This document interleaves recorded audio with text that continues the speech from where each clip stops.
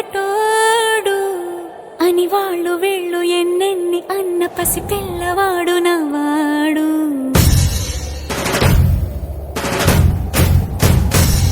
విడుముండోడు అని ఊరు వాడ అనుకున్న గాని మహారాజు నాకు నవాడు.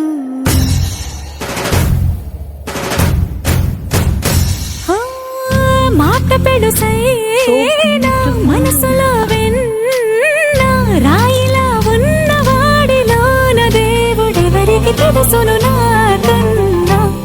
సూసేకి అగ్గిరవ్వ మాదిరే ఉంటాడే నా సవే.